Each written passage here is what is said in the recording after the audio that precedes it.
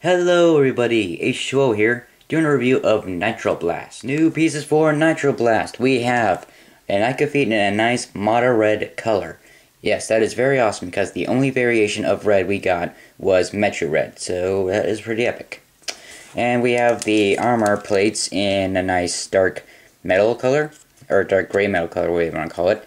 And the spikes in a yellow-orange color. If you can't really see it well, but yeah, it's kind of a darker shade of yellow. And we have these core pieces, is what I'm going to call them, in a red and dark metal. And of course we have his printed piece, which is supposed to represent the gain sign. So very cool. And for his body, interesting to note, is he uses a red skeleton base. So that's pretty cool. So let me just hurry and put this back on there. And we also get a black torso piece, black torso armor. And for this arm, we just get your basic joints and armor systems with the dagger and a flame piece right here, and a red Glatorian Hero Factory hand with the of course the lava launcher with a nice blended Zamosphere launcher, or Zamosphere. And for this arm we have his huge flamethrower. That is pretty cool. So we got this jet piece and the flame and everything. And interesting to note is that this supporter here, this joint little connector, is gray for some reason. I mean, I don't know why. It just sticks out randomly. I mean, in the story, like in his bio, it's supposed to be like a laser torch or something, but yeah, just sort of sticks out like that. And we have, of course, the red Mari tube, and a very cool piece is the orange translucent meltdown tank. That's pretty epic. Yeah. And also, I forgot to mention, is Nitroblast, along with Firelord, is one of the villains to use the longer variation of the limbs. So yeah. Oh, and his second arm connects to his back, just to mention that. And now onto the head. Now from the front, it looks pretty epic. It's very mad scientist look to it. And yeah, it just looks very cool. We got a Lego Atlantis green Baraki. So yeah. And of course it is a double-sided mask, so when you, or head, whatever. So when you turn it over, you get Jetbug. Yeah. And it just connects via ball joint, and you just have this huge gap right here. I'll get onto that later. So yeah, pretty awesome pieces for Nitroblast here.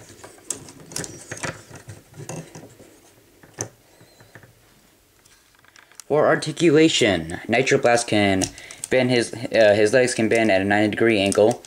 Same with this, or this leg can bend more than a 90-degree angle. So yeah. And for his right arm, it can bend at a 90-degree angle, and the hand can rotate all the way. And for his flame torch hand, or arm, whatever you want to call it, it's sort of limited due to the supporter. So it can bend and move in and out, and this piece can rotate all the way. But if you take the supporter off, if I can, without messing it up, yeah, there we go. It has a lot more movement, even though it looks kind of weird. So, yeah, I just like to leave the supporter on. So, yeah, not much movement in his flame arm, or whatever. And the head can,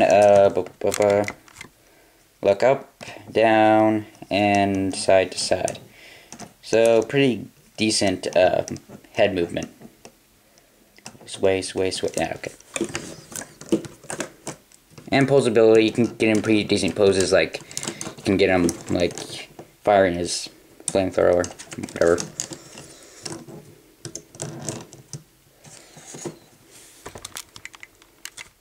Comparison time. Now, since he's supposed to be like the he replaces Explode for this year. Here he is with Explode. I'll just move this box. Now, in a way, they're sort of similar to each other. I mean, besides the color scheme and all, I mean, with the fire and everything, they sort of resemble each other a little bit. So, just a quick look there.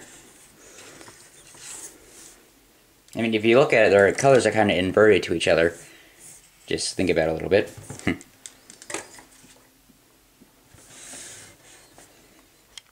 Now for a size comparison, here he is with Breeze 2.0. So,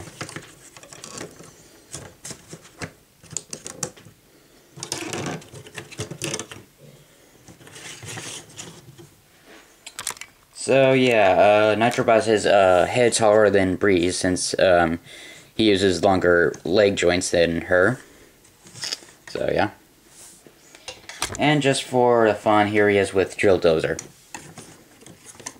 And I apologize if some of his pieces are a little misplaced. I've been making random Hero Factory mocks with him. So yeah. They're about the same size, even though Drill Dozer has the hunchback. So, you know.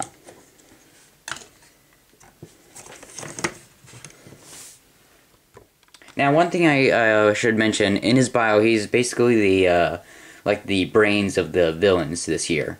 And, you know, and, yeah, like, just like what people would guess he would be. And, of course, the other villains make fun of him for being, like, a suck-up to Firelord. So, if you want to be technical, he's like the Starscream of Hero Factory. So, you know, yeah. Alright, my final rating on Nitroblast. He's a pretty cool figure. I just have a problem with this flame torch. It just, you know, doesn't have that much limited movement. It just, you know, it just sticks out like that. Especially that gray piece. It really bugs me for some reason. I know it's supposed to have a purpose, but I just don't know why it's gray. Yeah.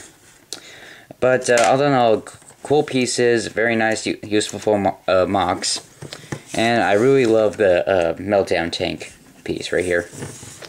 So yeah, articulation is somewhat okay. I'm not a fan of the double-sided masks though, but you know. But yeah, cool pieces, decent articulation, and overall nice design. So I give Nitroblast a rating of okay, let's see, a 7 out of 10. He's an okay figure.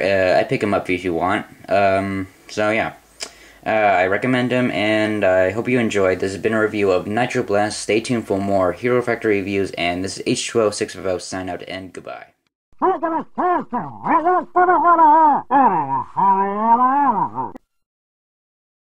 the f*** are you saying?